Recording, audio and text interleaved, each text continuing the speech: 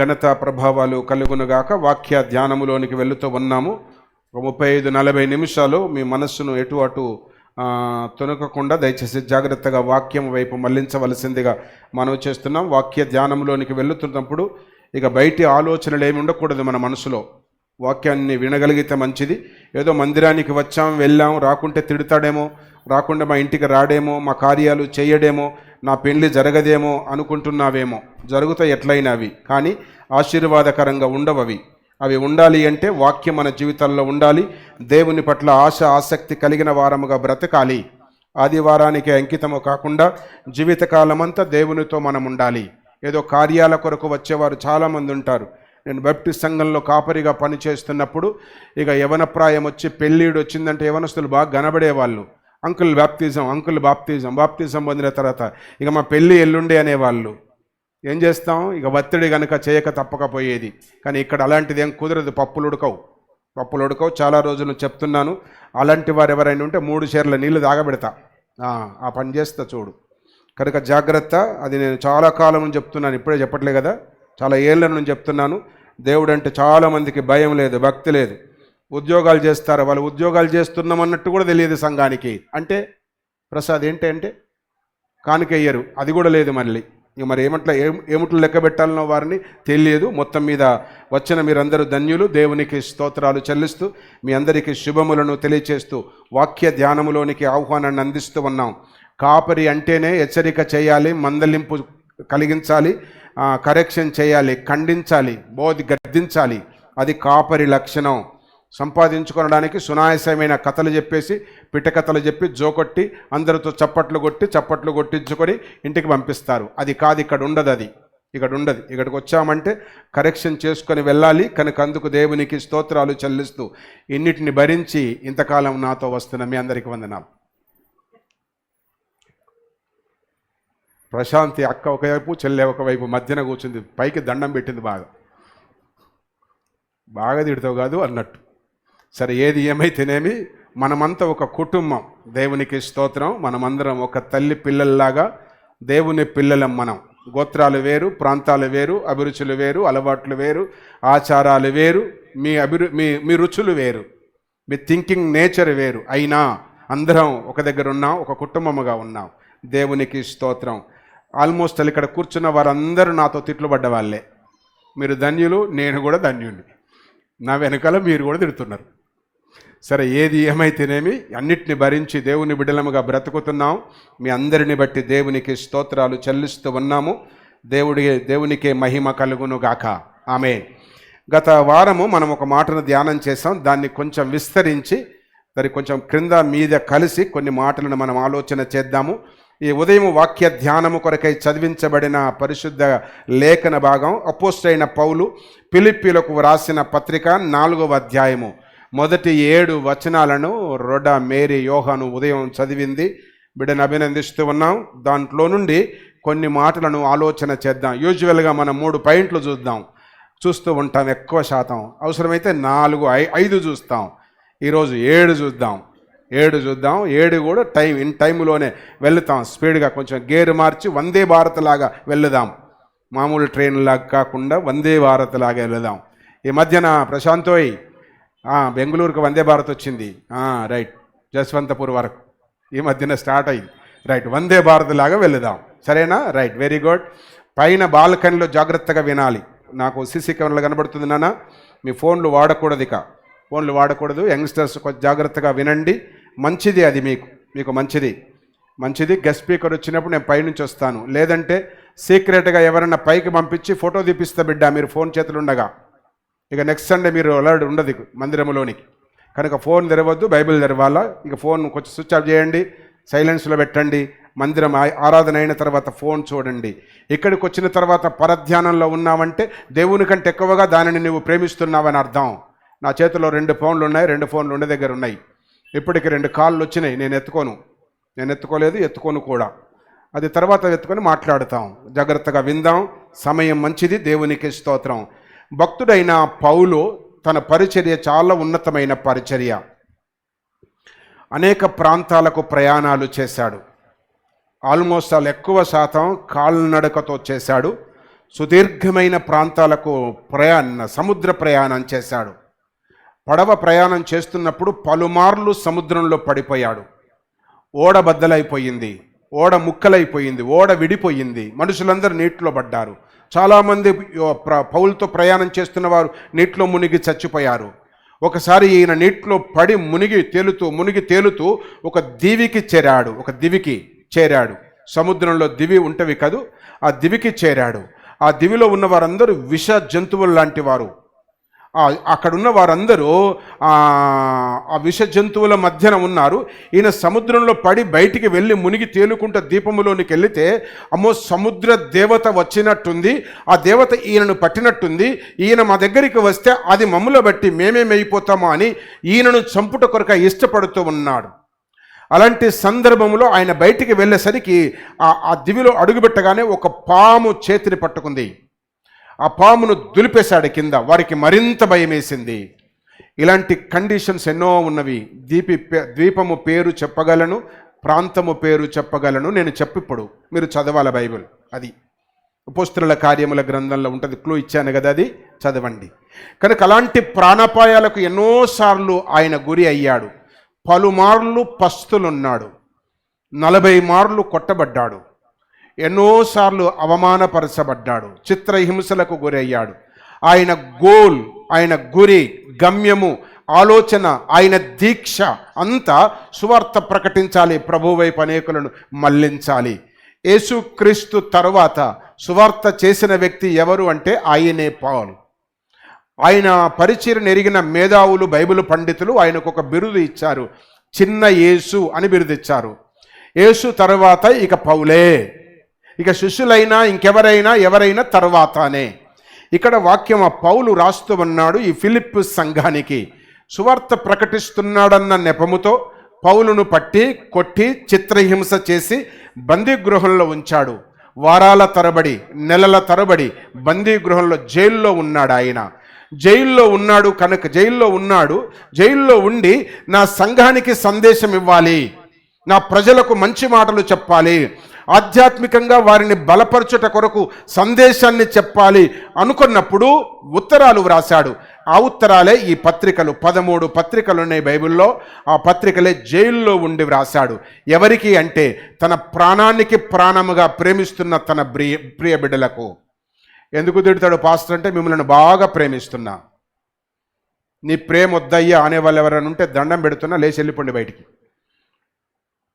అంతే. నీ ప్రేమ మాకేం వద్దయ్యా, నీ తిట్లు వద్దు, నీ ప్రేమ వద్దయ్యా అంటే దండం పెడుతున్నా, లేచి వెళ్ళిపోండి, వచ్చే వారం రండి, శాలువ కప్పి దండేసి ఒక పెద్ద గిఫ్ట్ ఇచ్చి ఇక అస్సలు మొత్తాన్ని బయటికి పంపించేస్తా. అలాంటి వాళ్ళు ఉంటే వెళ్ళిపోండి. కనీసం చేయండి పైకి ఎత్తండి, మేము పోతానయ్యా వచ్చే వారం అంటారు. వందనాలు. దేవునికి స్తోత్రం. పోము మనం, మీరు బోరు నాకు తెలుసు, కనుకనే అది ధైర్యంగా చెప్పా. ఎందుకంటే మనమంతా ఒక పిల్లలం. మీతో నాకు సంబంధం ఉంది, నాతో మీకు సంబంధం ఉంది. దేవునికి స్తోత్రం. ఈ రీతిగా ప్రేమిస్తున్న సంఘానికి పౌలు ఇక్కడ రాస్తూ ఉన్నాడు. ఈ సంఘం పేరే ఫిలిప్పీ సంఘం. ఆ ఫిలిప్పీకు ఉత్తరాన్ని రాస్తున్నాడు. ఇప్పుడు చూద్దాం, చూడండి 4వ అధ్యాయము 1వ వచనం. ఎంత చక్కగా వల్లిస్తున్నాడో, ఎంత చక్కగా సంబోధిస్తున్నాడో చూడు. కాగా నేను అపేక్షించున్న ప్రియ సహోదరులారా, సహోదరీమణులారా, అంటే క్లియర్గా చెప్పాలి అంటే నేను ప్రేమిస్తున్న నా బిడ్డలారా అన్నాడు ఆయన. అంటాడు చూడు, నా ఆనందము మీరే, నా కిరీటము మీరే. ఇప్పుడు మీరు కూడా అంతే. నాకు నా ఆనందమే మీరు, నా కిరీటమే మీరు, నా గర్వమే మీరు, నా ఘనతయే మీరు. మీరు లేకుండా నేను లేను, నేను లేకుండా మీరుండరు. అది మనలో ఉన్న అనుబంధం. పౌలు అంటాడు ఫిలిప్పీ సంఘాన్ని, నా ఆనందం, నా సంతోషమే మీరు. పెద్దలు అంటారు కదా, పిల్లలే సంతోషం. పిల్లలు సంతోషమే, కానీ పిల్లలే ఏడిపిస్తారు కూడా. పిల్లలు ఏడిపిస్తారు, పిల్లలు ఖండిస్తారు, పిల్లలు దుఃఖపరుస్తారు, పిల్లలు ఊరిపెడతారు, పిల్లలు తల్లిదండ్రులు చంపేస్తారు, అయినా ఊరుకోరు. నాకు పిల్లలు కావాలి, మంచిది, దేవునికి స్తోత్రం. అది దేవుడు మనకిచ్చిన అనుబంధం. ఇక్కడ వాక్యం సెలవిస్తూ ఉంది, ఆయన విశ్వాసములో సువార్తను ప్రకటించి విశ్వాసము ద్వారా, వాక్యము ద్వారా కనిన బిడ్డలను ఉద్దేశించి పౌలు అంటున్న మాట, నా ఆనందము మీరే.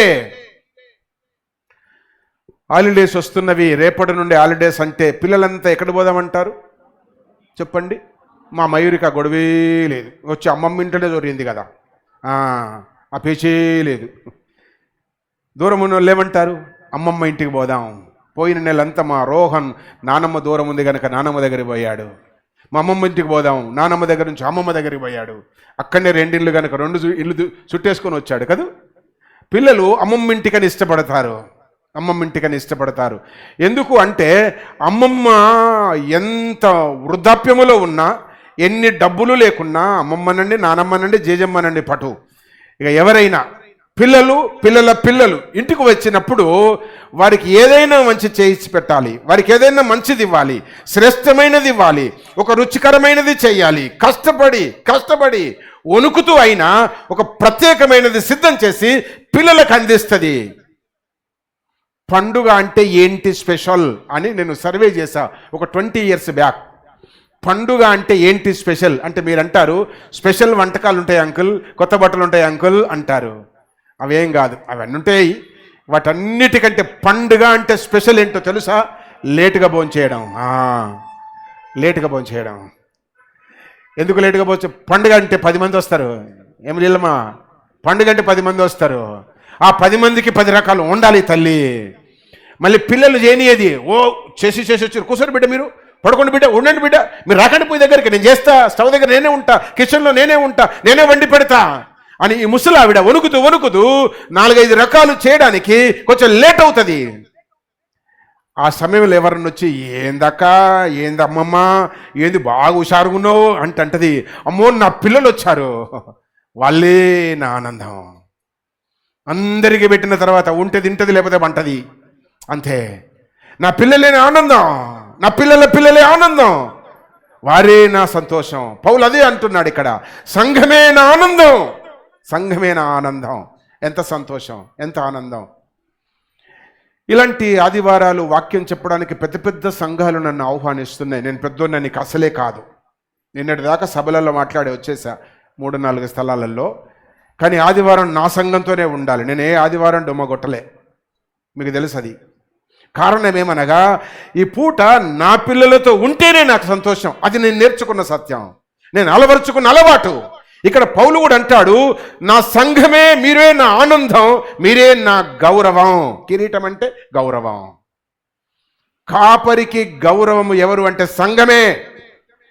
సంఘం పాపము చేస్తే అవమానం కాపరికి, దేవునికి. అందుకే గట్టిగా మందలిస్తా. సంఘ బిడ్డలు తప్పు చేస్తే అవమానం కాపరికి. ఇక్కడ ఏమంటాడు పౌలు అంటే, మీరే నా ఆనందం, మీరే నా కిరీటం అంటే గౌరవం. నా తల మీరే నా గౌరవము. కనుక కాపరికి, సంఘానికి, దేవునికి అవమానము, వమ్ము కలిగించే పనులు చేయకూడదు. పాస్టర్ అనొద్దు, మా కాపరి అనాలా. మళ్ళీ సరే ఎవరన్నా పాస్టర్ అనరో బతుకులో మీకు ప్రార్థనయ్యా, మా పాస్టర్ దీవించు, మా పాస్టర్ ఇక బనేయండి. పాస్టర్ అనేది చీప్ అయిపోయింది. అది ఎందుకు అయిపోయిందంటే, 1,00,000 మంది ఉన్నారబ్బా పాస్టర్లు, అడుగు తీసి అడుగు పెడితే అందరూ పాస్టర్లే. అందట్లో కలుపుతావా నన్ను? వద్దు. మా కాపరి అనండి. కాపరి అంటే నా నిండుదనం. కాపరి అంటే లంపకాయ ఇస్తాడు, బిర్యానీ పెడతాడు. అది పాస్టరు అంటే ఆశీర్వదించిపోతాడు. నేను ఆశీర్వదించిపోయేటోని కాదు. మీ ఆశీర్వాదము కొరకు ప్రార్థన చేస్తారో రాత్రులు. ఆశీర్వదించేది దేవుడు. మందలించి, గద్దించి, బుద్ధి చెప్పి సక్రమంగా నడిపించే బాధ్యత నాకిచ్చాడు దేవుడు. నేను వారిని ఆశీర్వదిస్తాను, కరెక్ట్ నడిపించు అన్నాడు దేవుడు. అది నా బాధ్యత. ఇక్కడ అందే అంటాడు, మీరే నా కిరీటం. ఇప్పుడు పౌలుకు సంఘము కిరీటం అయితే, మీరు నాకు కిరీటం, మీరు నాకు ఆనందం. కనుక సంఘము పౌలుకు ఆనందము కలిగించాలా, పౌలుకు కిరీటంలాగా బ్రతకాలా, దేవునికి మహిమ కలగాల, దేవునికి ఘనత కలగాల, మనము దీవించబడాలి అంటే మనము 7 లక్షణాలు ఉన్నవి. ఇక్కడ 7 వచనాల్లో 7 మాటలు ఉన్నాయి. స్పీడ్గా చూపిస్తా. 1, మనము ప్రభువునందు స్థిరంగా ఉండాలి. ఫస్ట్ వర్స్, ప్రభువునందు మనము స్థిరంగా ఉండాలి, స్థిరంగా ఉండాలి. అందుకే అంటున్నాడు, నా కిరీటమునయున్న నా ప్రియులారా, ఇట్లు ప్రభువునందు మీరు స్థిరులై. స్థిరంగా ఉండాలా. ఇక్కడుంటోలిగా ఇంటికి పోతే ఒకలాగా ఉండకూడదు. మందిరంలో ఎంత నియమ నిబద్ధతతో ఉన్నామో, భయభక్తులతో ఉన్నామో, భక్తితో ఉన్నామో, జీవితకాలం అంతా ఉండాలి. జీవితకాలం అంతా ఉండాలి. అది వాక్యం సెలవిస్తూ ఉంది. కనుక ప్రభువునందు స్థిరంగా ఉండాలి. కదలికలొద్దు, అస్థిరత వద్దు, చంచలత్వము వద్దు. చర్చిలో పాట, ఇంటికి వెళ్ళి ఇంకొక పాట వద్దు బాబు, వద్దు. ఇక్కడ వాక్యం సెలవిస్తూ ఉంది, ఒకటి మనము స్థిరులమై ఉండాలా. స్థిరత్వం, స్థిరమైన మనస్సు. పోయిన వారం మనం ధ్యానం చేశాం దావీదు జీవితమును ఉద్దేశించి. 51వ కీర్తన 10వ వచనములో, దేవా యెహోవా నాకు స్థిరమైన మనసు నూతనముగా పుట్టించంటాడు. స్థిరమైన మనసు నూతనంగా పుట్టించు. నా మనసు నా ఆధీనములో లేదు. నీ మనసు నీకు ఆధీనములో ఎందుకు లేదంటే నువ్వు చాలా ఆలోచన చేస్తున్నావు. అందుకే ఇక్కడ వచ్చినాక దేన్ని ఆలోచన చేయొద్దు, వాక్యమే ఆలోచన ఉండాలి. అందుకే వాక్యము సెలవిస్తూ ఉంది, స్థిరమైన మనసు. నెంబర్ 1 రాసుకునే వాళ్ళు రాసుకోనండి. మనము దేవునికి ఆనందము, దేవునికి గౌరవము, దేవునికి కిరీటము, సంఘమునకు కిరీటం, ఆనందం, కాపరికి గౌరవం కలగాలి, దేవునికి మహిమ కలగాలి నా ద్వారా అనుకునే ప్రతి విశ్వాసి ఒకటి ప్రభువునందు స్థిరంగా ఉండాలి. శ్రమలు వస్తాయి, కష్టాలు వస్తాయి, మరణాలు కలుగుతవి, జబ్బులు వస్తవి, రోగాలు వస్తవి, కొరత ఉంటుంది, లేముడు వస్తుంది, భర్త కొడతాడు, భార్య వెళ్ళిపోతుంది, బాధలు ఎన్నో ఉంటవి, పిల్లలతో ఇబ్బందులు, భర్తలతో ఇబ్బందులు, తల్లిదండ్రులతో ఇబ్బందులు, సమాజంలో కష్టాలు ఎన్నో కలుగుతవి.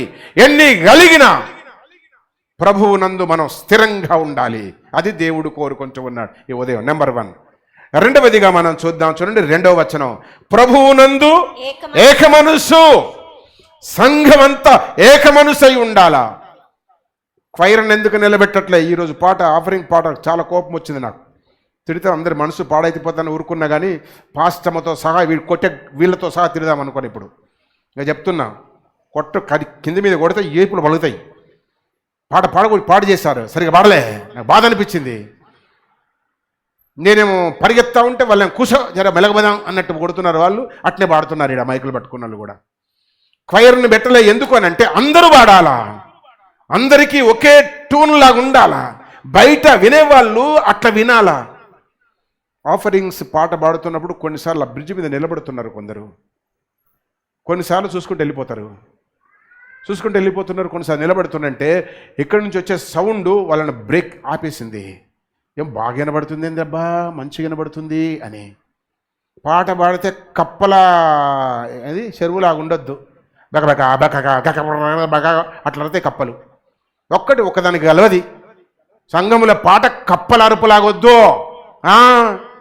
కప్పల అరుపు ఎప్పుడు వస్తుందో తెలుసా? నీ బతుకు ఇంట్లో వాడవు కదా, నీకు పాటల బుక్కే గతి లేదు, డ్రెస్సుల మీద డ్రెస్సులు, బీరువా పడతలేదు, బీరువాలు సరిపోతలేవు, బట్టలకు చెప్పులు వస్తాడు, చెప్పులకు సరిపోవట్లే, కానీ నీ ముఖానికి పాటల బుక్కు లేదు, పాట పాడరాదు, ఇంట్లో వాడవు, మీరు ఎట్లా ఏకీభవిస్తావు? అది నేను గుర్తు చేసేది ఏంటనగా, రెండవది ఏక మనసు ఉండాలి మనకు. ఏక మనసు. ఒక్కొక్క పాట ఎన్నోసార్లు పాడాం, ఎందుకు వస్తలేదు నీకు? 3 రోజులు తిండి బంద్ చేస్తే వస్తుంది. 3 రోజులు తిండి బంద్ చేసి పాటల బుక్ ముందు పెడితే సచ్ కూడా నేర్చుకుంటావు. బ్రేక్ఫాస్ట్ ఆయే, లంచ్ ఆయే, డిన్నర్ ఆయే, మధ్యాహ్నం ఇంకో ఈవినింగ్ బ్రేక్ఫాస్ట్ ఆయే. ఆడొస్తుంది మరి, పొట్ట నాకంటే ఎక్కువ పెరిగే ఎట్టా మరి? పరలోకమైన కుట్టి పాటలే పాడాలబ్బా. ఎవరి ముఖం చూస్తావాడా? నీ కొరకు ఎవరు వాడడు, పాస్టర్ ఉంటాడు ఆడ, కానీ నీకు వాడడు ఆయన. నువ్వు వాడాలా, నువ్వు వాడకపోతే అందరు నిన్ను చూస్తారు ఇట్లా, ఇదేగా పరుపోతుంది అక్కడ. అందుకే ఇక్కడ నేర్చుకో. అక్కడ జస్ట్ పాటలు పాడి స్థుతించడే ఉంటుంది, ఇక ఏ పని ఉండదు, ఉద్యోగం ఉండదు, ట్యూషన్స్ ఉండవు, స్కూల్కి పో ఉండదు, వంట అసలే ఉండదు, ఉడుసుడు కడుగుడు తోముడు ఉండనే ఉండదు. ఎంత హాయిగా ఉంది, ఎంత మంచిది. ఇక్కడ వాక్యం సెలవిస్తూ ఉంది, ఏక మనసు, అన్నిట్లలో ఏకమై ఉండాల సంఘం. ప్రభువునందు ఏక మనసు అంటాడు. ఏకత్వం అనేది చాలా బలమైన కార్యం. బలమైన కార్యం. ఒక మనిషి 10 మందిని కొడితే ఇద్దరు కలిస్తే 100 మందిని కొడతారంట. ఒక మనిషి 10 మందిని కొడితే ఇద్దరు కలిస్తే లెక్క మ్యాథమెటిక్స్ ప్రకారం 20 మందిని కొట్టాలా. అర్థమైందిరా? ముసలోని వారదానికి ఆయన ముందు జరుగు ఈ బాణ. ఒక మనిషి 10 మందిని కొడితే ఇద్దరు కలిస్తే 20 మందిని కొట్టాలి. That is the mathematics. కానీ దాంట్లో ఉన్న శక్తి ఏంటో తెలుసా? ఇద్దరు కలిస్తే 100 మందినంట. మరి ఇక్కడ 100 మంది ఉన్నాం, ఎంతమందిని కొట్టాలా? 1,00,000 మందిని కొట్టాలి మనం. అది 1,00,000 సైతాన్లు వస్తే కూడా మనం పాడితే అది దద్దరిల్లి బయటకు వెళ్ళిపోవాలా. నువ్వు వాడితే జోలపాటలాగా కప్పల మడుగులాగా లోపలికి వస్తున్నాయి దయ్యాలు. మనసు ఏకీభవించట్లే. మనసు ఏకీభవించాలా. భార్యతో భర్త, భర్తతో భార్య, తల్లిదండ్రులతో పిల్లలు, పిల్లలు తల్లిదండ్రులతో కలిసి ఏకీభవించాలా. టీచర్ లెసన్ చెప్తున్నప్పుడు పిల్లలందరూ అటెన్షన్తో ఉండాలా. ఇటువంటి దిక్కులు చూడొద్దు. పైన సండే స్కూల్కి పోయేటప్పుడు సీనియర్ క్లాస్ పిల్లలకు బాగా వార్నింగ్ ఇచ్చి పంపించా. పోయి చెక్ చేసారా అని పాస్టమ్మని పైకి పంపించా. సీనియర్ పిల్లలు వింటలేరని టీచర్స్ కంప్లైంట్ ఇచ్చారు. నువ్వు వాళ్ళకి పోయేటప్పుడే చెప్పా ఉదయమే. సీనియర్ పిల్లలందరూ పిలిచి, వరై ఈ రోజు కనుక కంప్లైంట్ వస్తే నెక్స్ట్ సండే మిమ్మల్ని చర్చికి రానియ్యా, జాగ్రత్తగా ఉండాలా అని పంపించా. నేను అబ్జర్వ్ చేస్తా సీసీ కెమెరాలు అన్నా. ఇక్కడ చూస్తూ ఉంటే వాళ్ళు కదిలినట్లు మెదిలినట్టు కనబడతా ఉంటే పాస్టమ్మని పైకి పంపించా. పోయి చూసిరా అన్నది. ఆవిడ ఏం చెప్తావు చూస్తా తర్వాత. ఎవడి పేరైనా చెప్పింది అనుకో, ఇక వానికి ఉంటుంది చూడు, వానికి వాళ్ళ అవ్వ అయ్యకుంటుంది ఇవ్వాల. రేపు మంచి చికెన్ ఫ్రై పెడతా. ఇక్కడ అంటూ ఉంది వాక్యం, సంఘం ఏక మనస్సు కలిగిన వారమై ఉండాలా.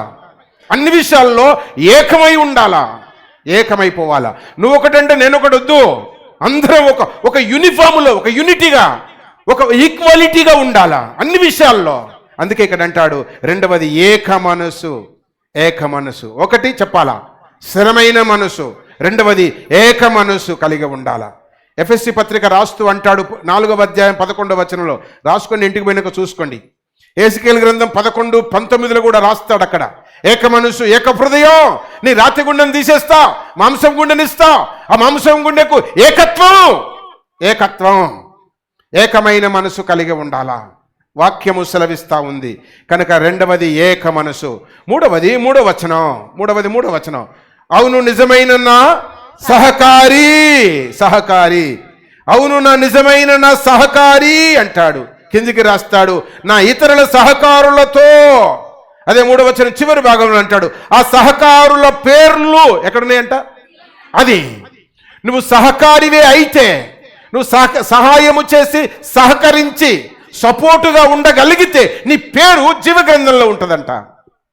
పౌలు అంటూ ఉన్నాడు, ఆ సహాయం చేసిన సహకారుల పేర్లన్నీ జీవగ్రంథములో ఉన్నవి. సహకారులు వేరు, సౌకారులు వేరు. సౌకారంటే సేటు, కొమటోళ్ళు, డబ్బులు ఇచ్చేటోళ్ళు. వాళ్ళు ఫ్యాన్ల కింద కూర్చొని డబ్బులు సంపాదిస్తే పొలంలో కష్టపడి మనకు డబ్బులు ఉన్నాయి. ఏంటి కారణం అంటే వాళ్ళకు పొదుపు ఉంటుంది, మనకు పొదుపు ఉండదు. అదే తేడా.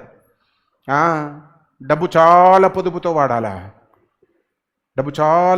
వాడాలా. కొంతమంది చేతులకు డబ్బు పోవడానికి భయపడుతుంది.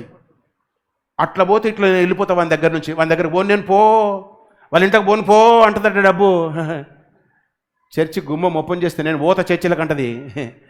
మీ ఇస్తలేరంటే ఇక మీ ఇష్టం, నేనేం చేస్తా పాటు.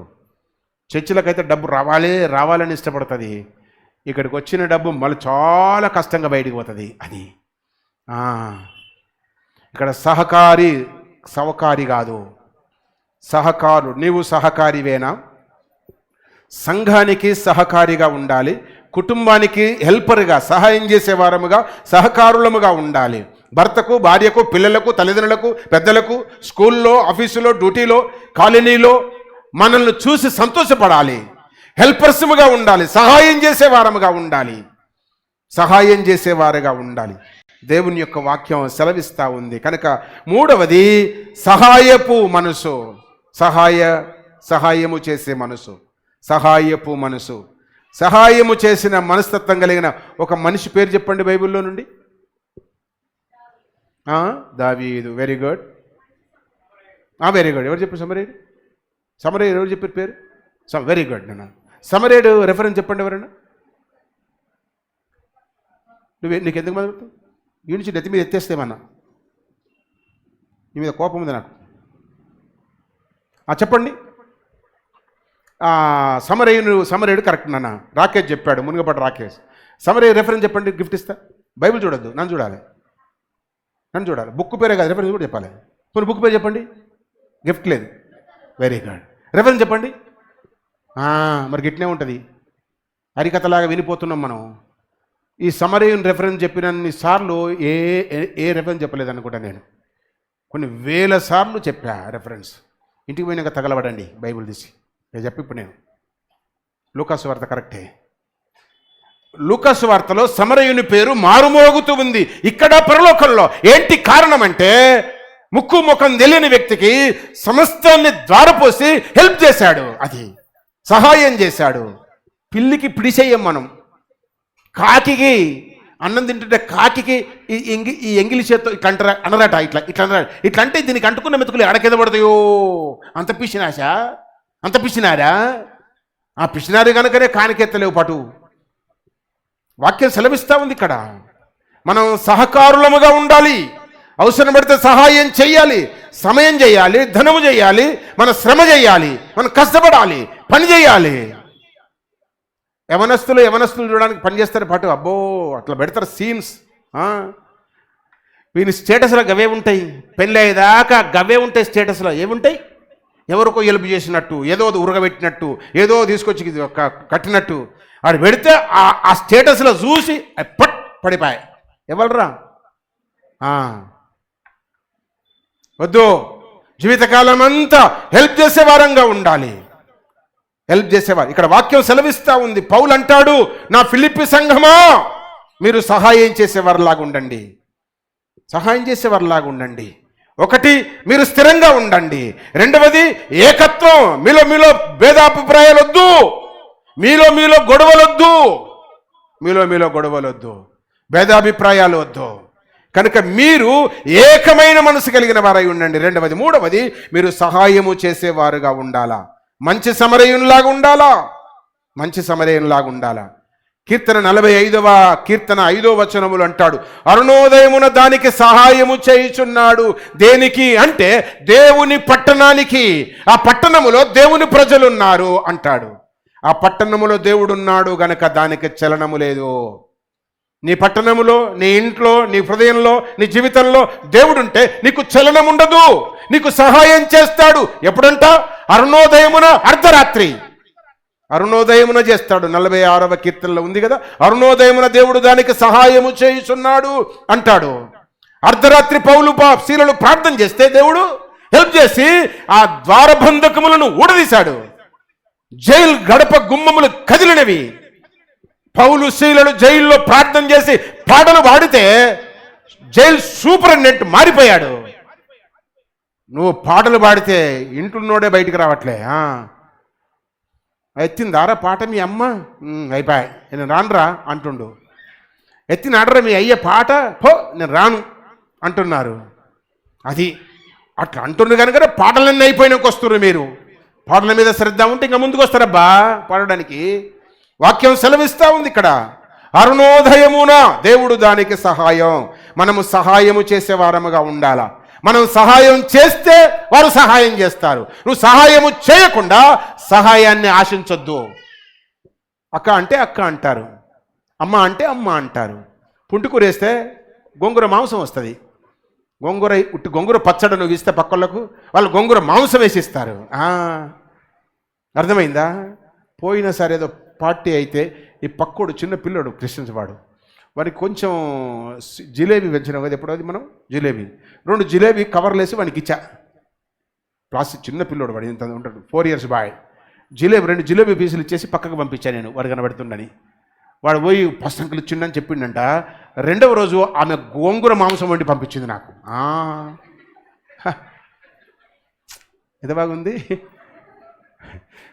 గోంగూర మాంసం వండి పంపించిందమ్మా అని చెప్పి మళ్ళొక రోజు చికెన్ పంపించా. బాగుంది, చెయ్యండి.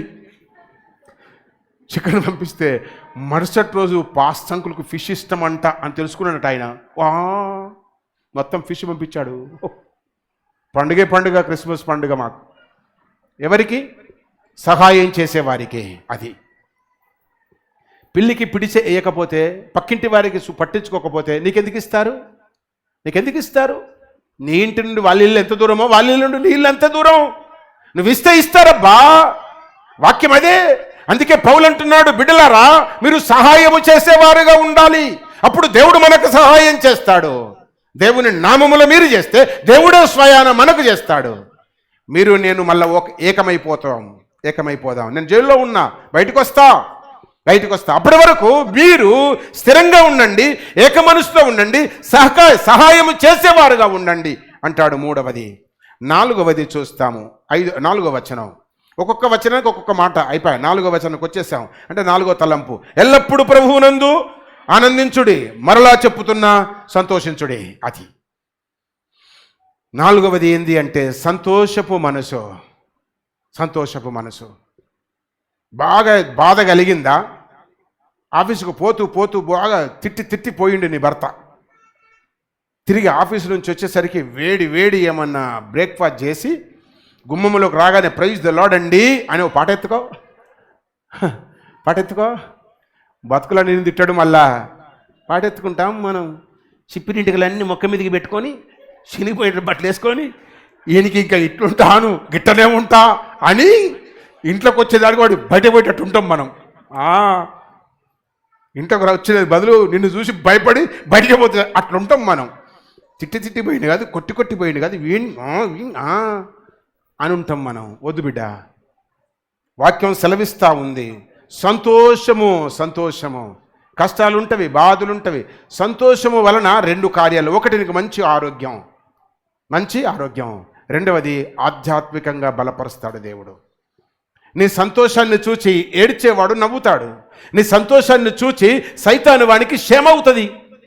వాడు నిన్ను పడగొట్టి చప్పట్లు కొట్టడానికి చూస్తున్నాడు, వాని ముందు నీవు సంతోషంగా పాడవాడు, వాడి ముఖం తుస్సు అవుతుంది. బెలూన్, గాలిపోయిన బెలూన్ లాగా అయి సత్కబడిపోతాడు. వాడు తోక ముడుచుకొని మళ్ళీ రాడు నీ ఇంటి ముఖాన పోతాడటే. పోరా అనడము కంటే నువ్వు ప్రభువునందు సంతోషంగా ఉంటే నీ సంతోషం దొరికి వాడు వెళ్ళిపోతాడు అంతే. ఇక్కడ నా పప్పులే ఉడకాయి పోతా నేను నా దారి, నా పప్పులు ఉడికే ఇంట్లోకి పోతా, నాకు జోకొట్టే వాళ్ళ దగ్గరికి పోతా అని వాళ్ళ దగ్గరికి పోతాడు వాడు. వాక్యం సెలవిస్తూ ఉంది. పౌలు అంటున్నాడు, సంఘమా మీరు సంతోషంగా ఉండండి. శ్రమలు వస్తవి, నేను లేను, మీతో కష్టాలు వస్తవి, మీకు బోధించేవారు లేరు, మేము ప్రార్థించేవారు లేరు, మీకు సపోర్ట్ చేసేవారు లేరు, బట్ మీరు సంతోషంగా ఉండాలా? మీ సంతోషమే కావాలి నాకు, నా ఆనందం మీరు గనక మీరు కూడా ఆనందంగా ఉండండి. కనుక 4వది సంతోషపు మనసు. ఇకపోతే 5వ వచనం చదువు. పాస్టమ్మ ఉన్నవు చదువు. 5వ వచనం, మీ సహనం. పోయిన వారం ధ్యానం చేశాం కదా, పోయిన నెలలో సహనం అనేదాన్ని. మీ సహనపు మనసు. ఎంత ఓర్పు, ఓపిక, సహనం, పేషెన్స్, జెంటిల్నెస్ అని ఆలోచన చేశాం మనం. మంచిది అది.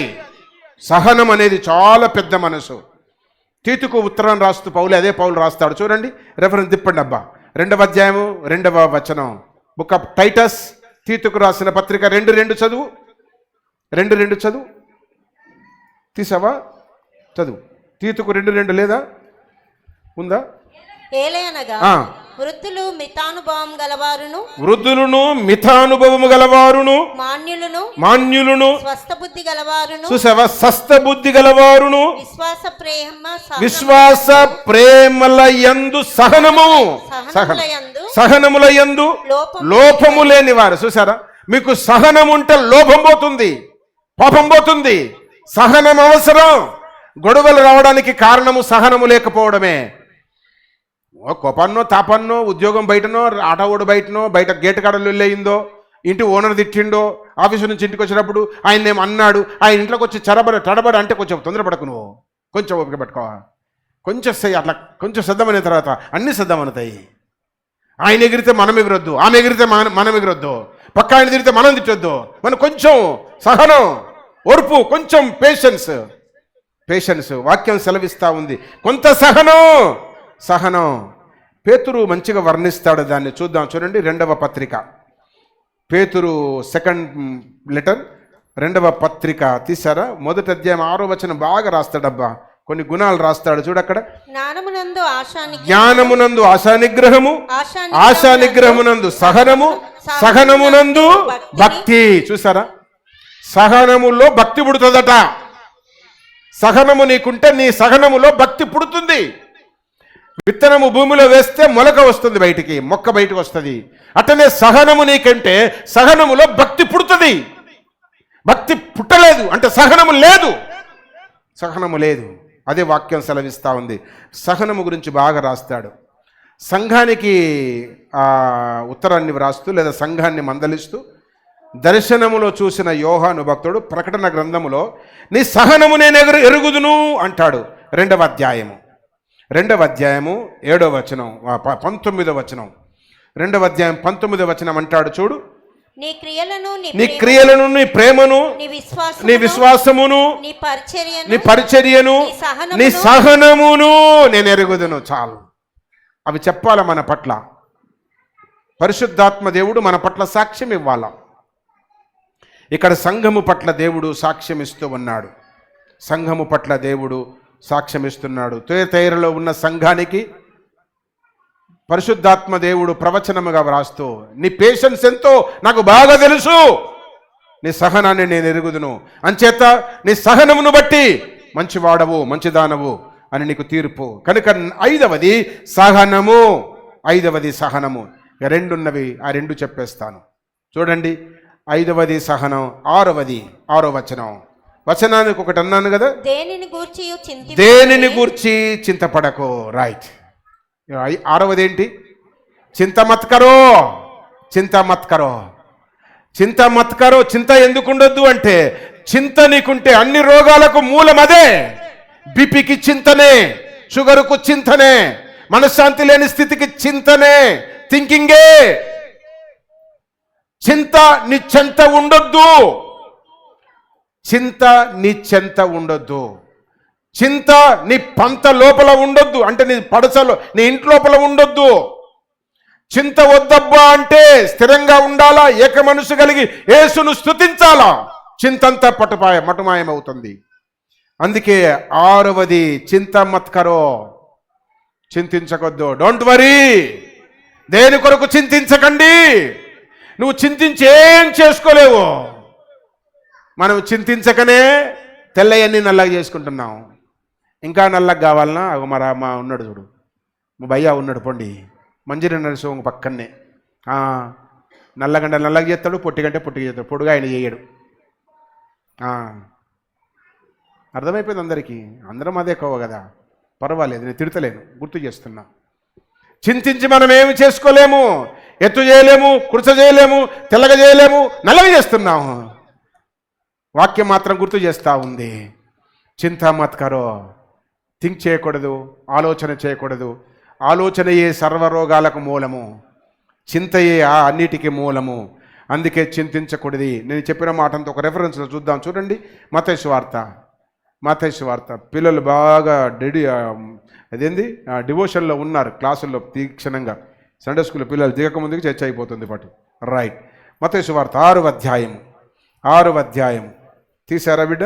6వ అధ్యాయము 27వ వచనం ఉన్నానా? చింతించకుడి, ఆకాశ పక్షులను చూడుడి, ఏం తిందుమో ఏమి తాగుదుమో దేని కొరకు మీరు చింతవద్దు. ఎవడు చింతించడం వలన తన ఎత్తు మూరెడు ఎక్కువ చేసుకొనగలడు. చాలా అక్కడ నుంచి 25 నుంచి చదివితే బాగుంటది, మనకు టైం సరిపోదని. అందువలన నేను మీతో చెప్పినదేమనగా, ఏం తిందుమో ఏం తాగుదుమో అని మీ ప్రాణమును గూర్చి చింతించకుడే. దేవుడు ఉన్నాడు, దేవుడు చేస్తాడు. దేవుని భారమయ్యు, దేవుడు అన్ని చూస్తాడు. ప్రాణం పోతుంటే చూసుకుంటే దేవుడు కూడా దొంగల చేత కొట్టబడ్డాడు, కోర ప్రాణముతో నెట్టివేయబడ్డాడు. అక్కడ చేసిన మిస్టేక్ ఏంటో తెలుసా? అసలు ఎందుకు కొట్టబడ్డాడు, వాడిని ఎందుకు కొట్టారు? ధనం ఉంటుందనా, బంగారం ఉందనా? కాదు. వాడు గుడికి వెళ్ళేటోడు గుడికి వెళ్ళకుండా ఇంకో దగ్గరికి వెళ్తుండు, అందుకు కొట్టిండ్రు. పైకెక్కకుండా వాడు కిందికి పోతున్నాడు, అందుకు కొట్టారు. అది సమరయ దగ్గర ఉన్న ఇన్సిడెంట్. దొంగల చేత ఒక మనిషి కొట్టబడ్డాడు. ఎందుకనంటే యెరూషలేముకు బదులు శపించబడిన ఎరుకోకు పోతున్నాడు. అందుకే ఆదివారం మందిరానికి రావడానికి బదులు ఇంకో దగ్గర పోవద్దు బిడ్డ. ఆదివారం మందిరం టైంలో మీరు ఇప్పుడు వెళ్ళి అబ్జర్వ్ చేయండి, మనోళ్ళు ఎవరు ఉండరులే. ఇన్ని రోజులు తిడుతున్నా కదా, ఎందుకుంటారు? ఇంకా ఉండరు. కానీ ఇప్పుడు కొంచెం అయినాక పోయి చూడండి, పెద్ద పెద్ద లైన్ ఉంటుంది ఒక్కొక్క దగ్గర. ఎక్కడ మటన్ షాప్, చికెన్ షాప్. అక్కడ పోయి చూడండి, సగం మంది కిరాతక పళ్ళే ఉంటారు. కిరాతక పళ్ళు వాళ్ళు అంటే క్రైస్తవులు. గుడికి పోకుండా మటన్కి లైన్ కడతాడు, చర్చికి పోకుండా చికెన్కి లైన్ కడతాడు. ఆ చికెన్ తెచ్చి తిని ఇంకా బీబీ రాకపోతే ఏమవుతుంది పాటు. చర్చ్ అయినాక చికెన్ ఏం కర్మ, మొత్తం మేకనే కోసేసుకోండి ఇంటి ముందట, నాకేం అభ్యంతరలే. టెంటేషన్ ఫంక్షన్ చేయండి అబ్బా, నాకేం అభ్యంతరలే. ఇక్కడ అదే అంటాడు, యెరూషలేముకు పోవడానికి బదులు, మందిరానికి వెళ్ళడానికి బదులు ఎరుకోకు వెళ్తున్నాడు ఆడు. అందుకే దొంగలు గట్టి గొట్టి బుద్ధి చెప్పారు. పైకి ఎక్కడానికి బదులు దిగిపోతున్నాడు, అందుకు దిమ్మ తిరిగింది. ఇక్కడ మనం చూస్తున్నాం. అందుకే అంటున్నాడు, ఏమి తిందుమో ఏమి తాగుదుమో అని ఆదివారం చింతించకు. దేవుని గుడి ఎట్లా వెళ్ళాలి, ఏం పాట పాడాలి, ఏం వాక్యం చెప్తాడో వినాలి అని యాంగ్జైటీతో రా. నీకు దీవెనకరం, నీకు ఆశీర్వాదం.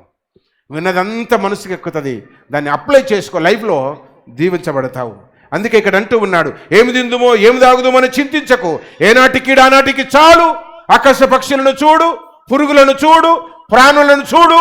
వాటికి బ్యాంకులు లేవు, ఘర్షణలు లేవు, గిడ్డంగులు లేవు, గోడాములు లేవు, తెచ్చిపెట్టేవారు లేరు. అయినా నేను వాటిని పోషిస్తున్నా. వాటికంటే మీరు ఎంతో శ్రేష్ఠులు, ఎంతో శ్రేష్ఠులు. తల్లిని బాగా ప్రేమించేటోడు భార్యని ప్రేమిస్తాడు. దేవుణ్ణి బాగా ప్రేమించేటోడు తల్లిని ప్రేమిస్తాడు. అందుకే పిల్లలను దేవుని దగ్గర ఉంచాలా. వాడు భక్తిలో ఉంటే తల్లిదండ్రులకు డోకా ఉండదు. తల్లిదండ్రులు బాగా ప్రేమించేటోడు భార్యను బాగా ప్రేమిస్తాడు. భార్యను బాగా ప్రేమించేటోడు పిల్లలను కంట్రోల్గా పెంచుతాడు. ఇట్లుంటుంది సీక్వెన్స్. పిల్లలు చెడిపోయినాక ఎవరి మీద ఏడవద్దు. అట్లా ఏడిసే మనస్తత్వం నీదైతే దండం పెడుతున్నా. పెళ్లి చేసుకోకుండా ఉండు బిడ్డ, మంచిది. పెళ్లి చేసుకోకుండా ఉండు, దేవుడు దీవిస్తాడు. వాక్యం సెలవిస్తూ ఉంది ఇక్కడ. వాక్యం ఏమంటే, ఏం తిందుమో ఏమి తాగుదామో అని ఏ దాని గురించి చింతించకు. ఆకాశ పక్షులు చూడు, వాటిని నేను పోషిస్తున్నా, వాటిని నేను సాధుతో ఉన్నా, భోజనం పెడుతున్నా. ఏదంటే అది. నాన్ వెజ్ అంటే నాన్ వెజ్, వెజ్ అంటే వెజ్ ఇస్తున్నా వాటికి. వెజ్ అంటే గింజలు, నాన్ వెజ్ అంటే పురుగులు. పక్షులకు నాన్ వెజ్ పురుగులబ్బా, గింజలేమో వెజిటేరియన్స్. పక్షులకు గింజలు ఇస్తాడు, పురుగులు ఇస్తాడు. నాన్ వెజ్ ఇస్తాడు, వెజిటేరియన్ ఇస్తాడు. ఏమిటికి? పక్షులకు. అందుకే అవే చింత ఉండదు, ఫుల్గా తింటుంది, అరుస్తుంది, లేస్తుంది. అవి ఎప్పుడు ఉదయాన్నే, ఎవడు లేకముందుకు అవి. నువ్వేమో చెప్పు, నువ్వేమో అందరు లేస్తే కూడా నువ్వు లేస్తలేవు. అందుకే నీకు చింత, అందుకే నీకు చింత. వాక్యం సెలవిస్తూ ఉంది, వాటికంటే మీరు ఎంతో శ్రేష్ఠులు అంటాడు 26వ వచనంలో. 27వ వచనంలో, మీరు చింతించుట వలన మీ ఎత్తు మూరెడెత్తు చేసుకుంటారా? మీరేమన్నా తెలియజేసుకుంటారా? ఏం చేయగలరు? ఏం చేయలేరు మీరు.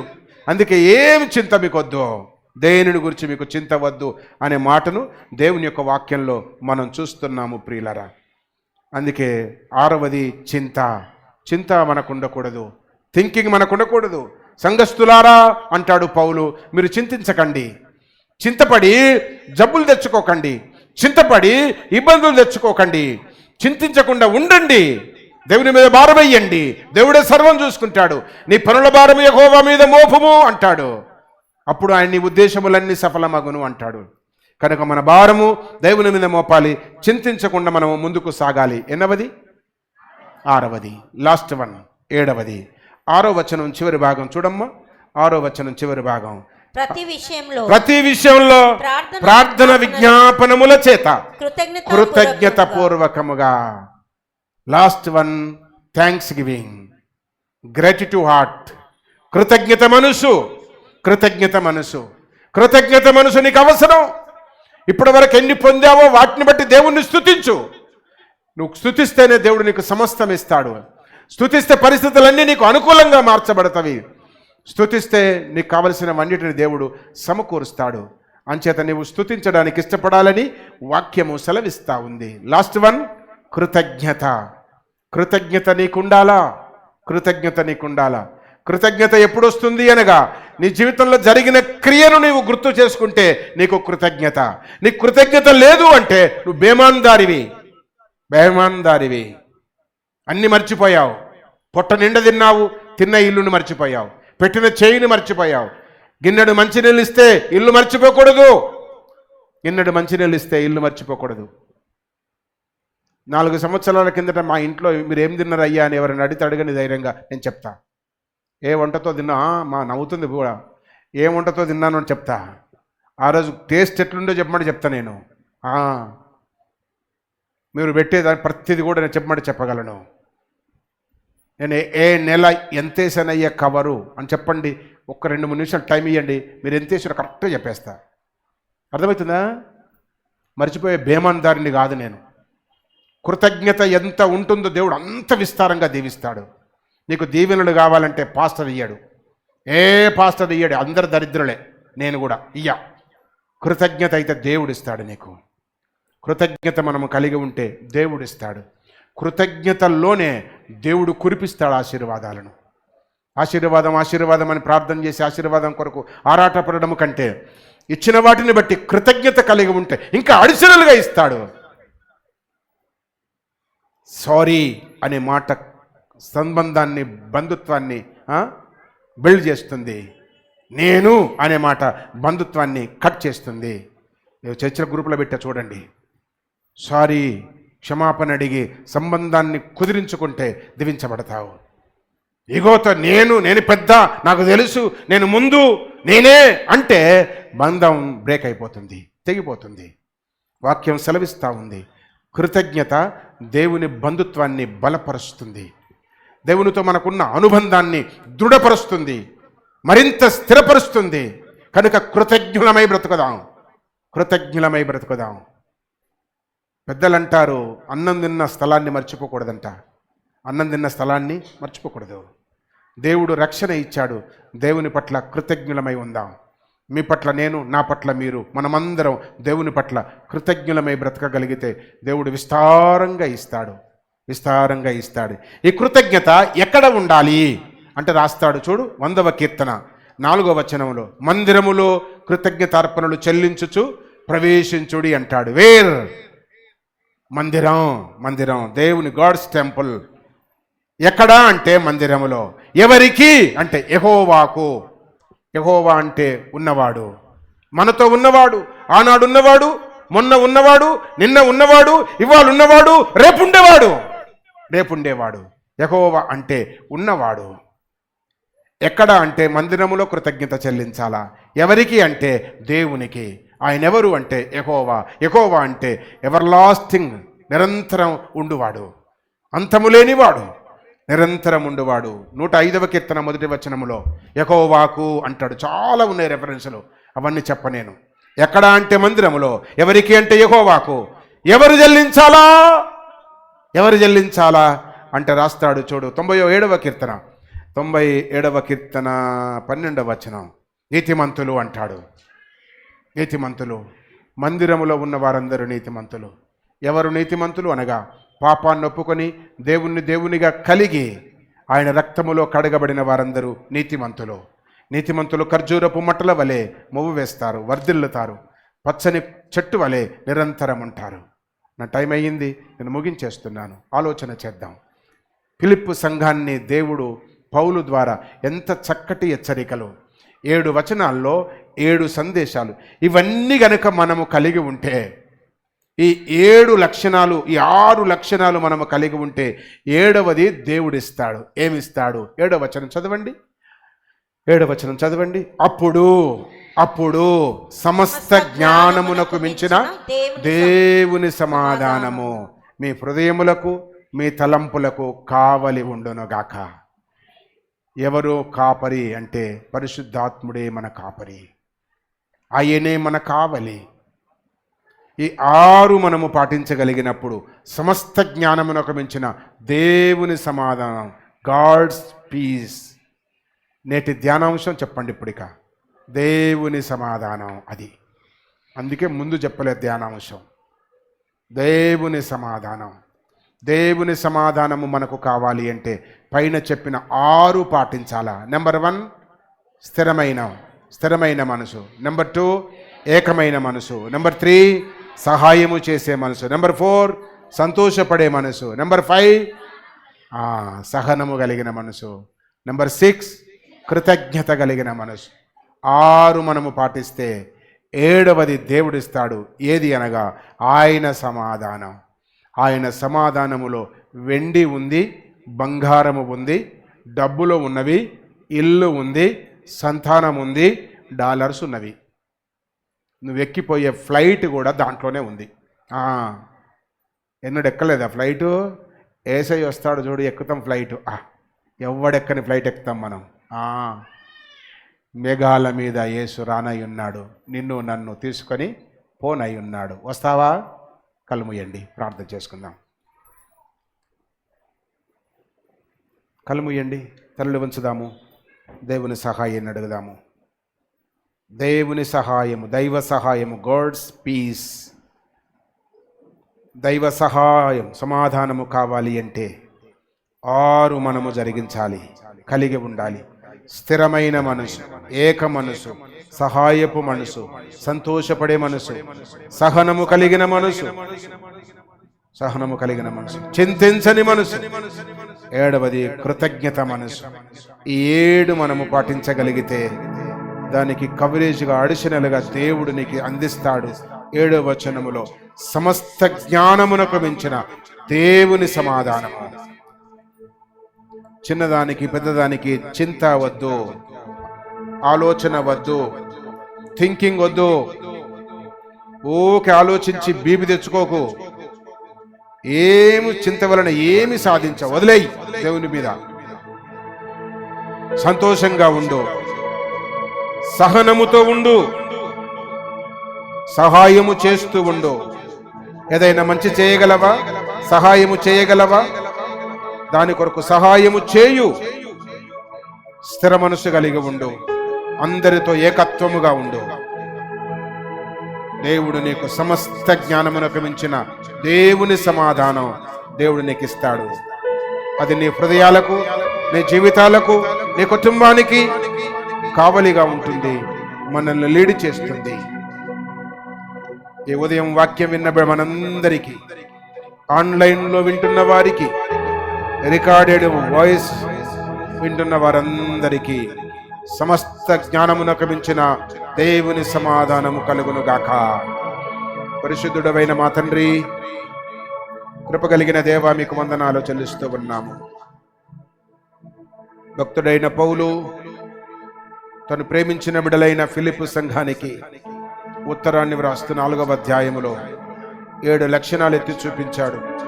ఆ 7 లక్షణాలు మేము సొంతము చేసుకుని మీరిచ్చే మీ సమాధానము కొరకు అర్హులముగా బ్రతికే భాగ్యాన్ని ప్రసాదించమని, బిడ్డలందరూ తిరిగి వెళుతూ ఉండగా మీ ఆశీర్వాదం, మీ నడిపింపు, మీ సిద్ధపాటును బిడ్డలకు అనుగ్రహించమని, కొరతలను తొలగించమని, సమృద్ధిని కలిగించుదురుగాక. ఆశీర్వాదాలను మీరు వారికి అనుగ్రహించుదురుగాక. జీవితకాలమంతా చాలిన దేవుడుగా మిమ్మల్ని మీరే రుజువుపరుచుకుందురుగాక. ఈ సన్నిధిని తోడుగా ఉంచమని, మీరు అక్కడ కొరకు ఆయత్తపరచమని స్తుతి, కృతజ్ఞత, స్తోత్రాలు చెల్లిస్తూ మీ కృప కలిగిన స్థలకు సంఘమంతటను అప్పగించుకుంటూ క్రీస్తు పేరిట ప్రార్థించి వేడుకొనుచున్నాము తండ్రి. ఆమేన్. అందరికి వందనాలు. Praise the lord.